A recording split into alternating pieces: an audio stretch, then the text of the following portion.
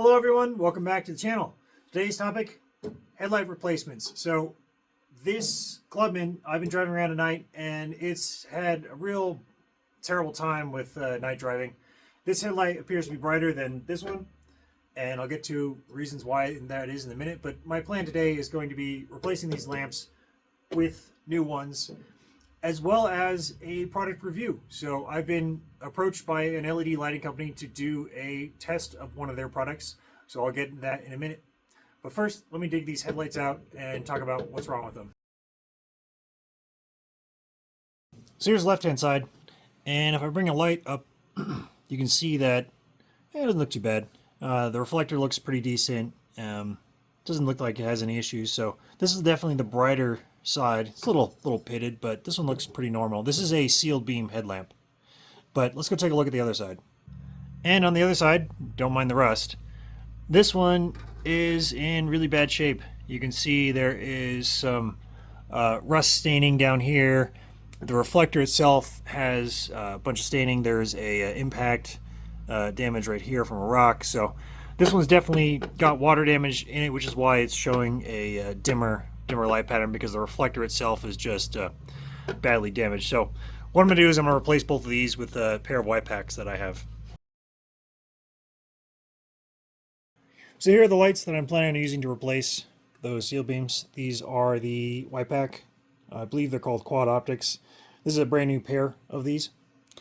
And what I'm going to do is I'm going to fit them with a set of LEDs. So this brand, Auxito, they sent me these lights to test, so I got to keep these when I'm done. But I'll go ahead and show you their packaging here.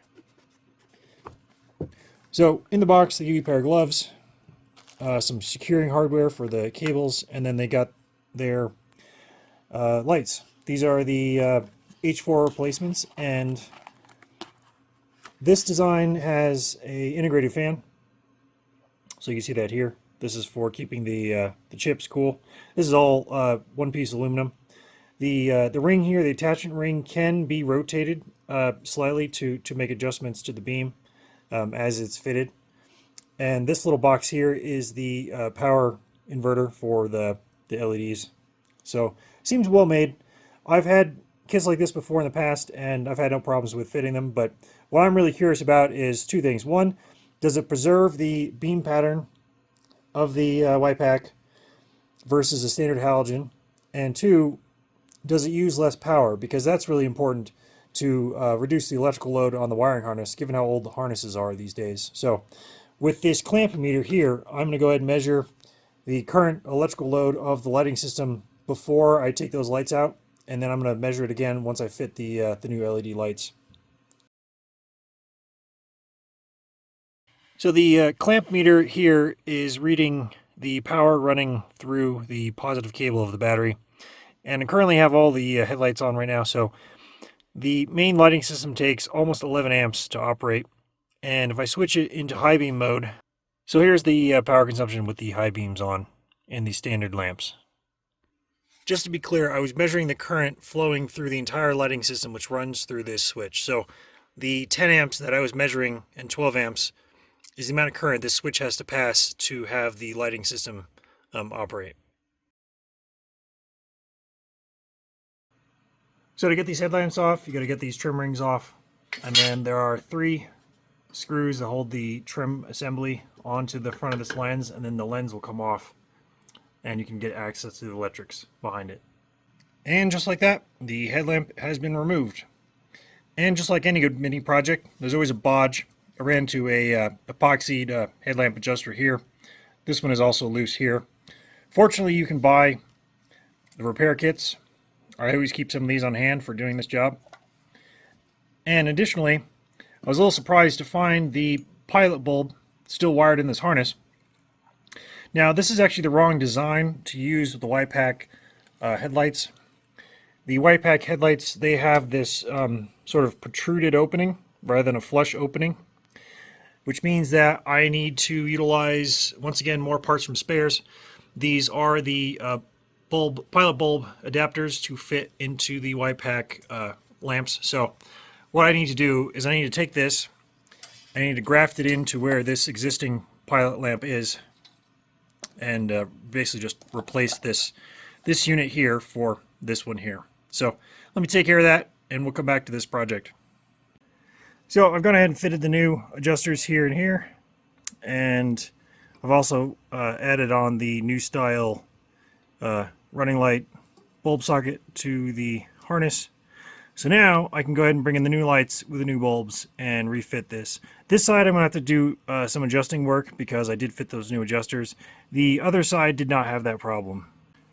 As we come over here to the other side, the adjusters are still in place, so the headlamp alignment on this side will not have changed. You can see I've gone in and added the pilot bulb as well to this side. So yeah, let's go ahead and bring those new lamps down with the new bulbs and see how they look. So before I fit this, I wanted to take a few minutes to talk about the bulbs and the differences. I'm going to have to fit the new lamps to the body of the car with some halogen bulbs, set the alignment since the left-hand lamp is now out of adjustment. I'll get it all aligned, and then I'll go ahead and switch bulbs to see what the power difference is like. I also need to measure the power consumption on these halogens versus these LEDs, but I'll do that later. One thing I want to point out is that both these lamps are fitted to the housings and held on by these retainer clips. It works in both configurations of the halogen as well as the new LED system. They also have these boots that go over the back to keep water from getting to the connections. On the halogen bulb, it sort of just slips over the connections like this, and the connectors are exposed. On the LED, you might think, well, that's impossible because it has this heat sink fan. However, they've designed this bulb so that you can actually make small adjustments to the angle and position of the LED itself in relation to this top tab. So this tab is the top, and the way it's supposed to be aligned is that it's supposed to be essentially a vertical line from the brass heatsink all the way through this. But, you know, manufacturing differences will allow the alignment to be slightly differently depending on, you know, how the parts fit. So they've made this so that you can actually rotate it and adjust it. However, I've realized that if you can just take this off completely, then you can actually fit the lamp inside of the boot with the heatsink fitting outside of the boot, and then just reattach the little lock tab, and everything is fine. So that's my plan. I'm going to do exactly that. See, there you go. Now it's fitted. So the heatsink brings the heat out to this little fan. This fan spins up and blows the heat away, and then the boot will keep all of the water out of this area. Now, the one thing I do need to slip in here are the wires for the pilot lamp. Originally, they would have gone through this small hole, but since I've already gone ahead and soldered the wires onto the harness, I don't feel like unsoldering them just to shove them through this hole, so I'm just going to sneak them under and connect the pilot light here. But let's get these new lamps fitted with the halogen bulbs, and I'll get everything aligned up. I'll show you what the halogen looks like, and then we'll switch on to the LED lights themselves. One topic I forgot to discuss was the accuracy of the light reproduction. So this color range, I believe, is a 5,000 Kelvin. So it'll be similar to the halogen over here in terms of light color. Now, they advertise on the website that the light position of this LED is exactly in line with this one, and then same thing with this top one. It's in line with this top one here. So we should be getting some good beam reproduction. Here, I'll get closer so you can see it. Yeah, I think they've done a great job of getting those things about as close as they possibly can. And of course it has the light deflector just like the original halogen does here. So I'm looking forward to seeing what the light reproduction looks like with this versus with this. These lamps are my favorite lamps in terms of lighting and cutoffs. So if these lights work really well in these, I'm going to go ahead and fit them to the rest of my fleet of cars. Low beams, high beams for the halogen lamps. And it looks like the one on the right is a bit hotter for some reason. Current consumption of halogen bulbs on low beam. Current consumption on high beam. So now that we've seen what these lights look like with the halogens fitted and aligned, let's go ahead and swap out to the LEDs. And here are the LED lights fitted and adjusted the same way. They have significantly brighter pattern for high beam than the halogens did, but they still retain the original beam patterns, which I think is really nice. So let me go take this out for a drive and see what it looks like. Current consumption of LED bulbs on low and high.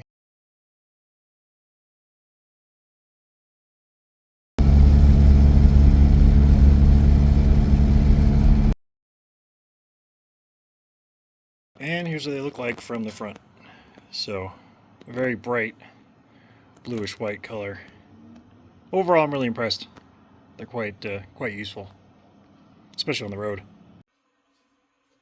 So, as you just saw on the road test, tons of light is coming out of these headlights, and the conversion is relatively simple and straightforward. I do think that it might actually be a bit too much light.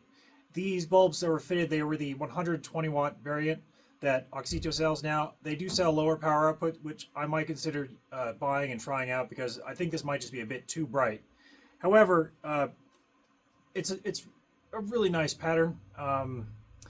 It did a good job reproducing the original halogen patterns, so I think they did a great job designing these lights. And when I look back at the figures, I realized that comparing the LEDs to the halogens, we had almost a 50% reduction in the current consumption. So with the halogen headlights, these were at 13.6 to 14.7, depending on high versus low. And with the LEDs, we were at 7.7. So almost a 50% reduction compared to the halogens. It's just fantastic compared to the light output versus the current consumption. Now, I do have a short list of pros and cons. Obviously, I already mentioned the extra light.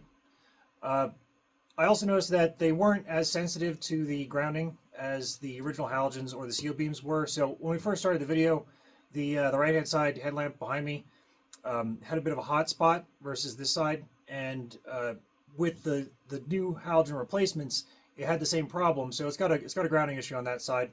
But when we fitted the LEDs, it didn't matter. The light output was identical for both the lights, so that was nice. Obviously, I mentioned the current reduction in basically by reducing the current, we've reduced the load on the switch, so reduce potential fire hazards and damage from that switch. Easy to retrofit. Also, the LEDs tend to have a longer rated lifespan than the halogen bulbs that are fitted in here, and also versus the seal beams. So hopefully we don't have to replace them in the future, at least for a few years. They also come in a wider range of voltage applications. So if you got like a bug or something that runs at 6 volts, or if you got like a 24 volt system or something, they can actually run on a multi-voltage setup, and they really don't care because the incoming voltage gets dropped down to the output that the lights require. Also, again, the beam pattern I thought was pretty good. Now, the cons, like I said earlier, this might actually have been too much light. And I think perhaps a slightly lower output version might be better for these glass housings. Also, I did notice there were some artifacts, kind of probably just related to the glass itself. There was just a little bit of kind of just little bits of hot spots kind of above the pattern. I only noticed it against the garage door. I didn't notice it down the road, but it is something to mention. The other thing is that those lights are special order, so you gotta buy them from Auxito. The halogens that I had fitted, I just went to the store and picked up some standard, some Hella halogens. So if you have a problem with one of these lights and they go bad, you're gonna have to get a new one from them, from Auxito, instead of going to the local store and getting a new light. So that could be an issue. The other main problem is that those lights that I fitted, the Auxitos, may not actually be legal in your area. So depending on where you live and the rules and regulations around lighting, may or may not allow you to fit LEDs. But if they are allowed, then certainly have a look at Auxito and take a look at their catalog and see what they've got. They have a few different variations on these lights. I just happen to pick the brightest ones, but they've got a few different flavors. So go check them out. And yeah, like I said, if you like them, I'll have a link in the description below. So if you buy it through that, I'll get a bit of a cut from your purchase to help support the channel. Other than that, this was a lot of fun. I had a lot of fun doing this project. I had a lot of fun working with Auxito. And yeah, it was just kind of fun to have a sponsored video to do. So if you guys appreciate this video, let me know in the comments below. And if you have any other recommendations for headlights, either lenses, like Wipac versus some other brand, or if you have other recommendations for, say, LED lights, again, just drop them in the comments below, and I'll see if I can do another one of these videos in the future. Anyway, Thanks for watching. I'll see you guys soon.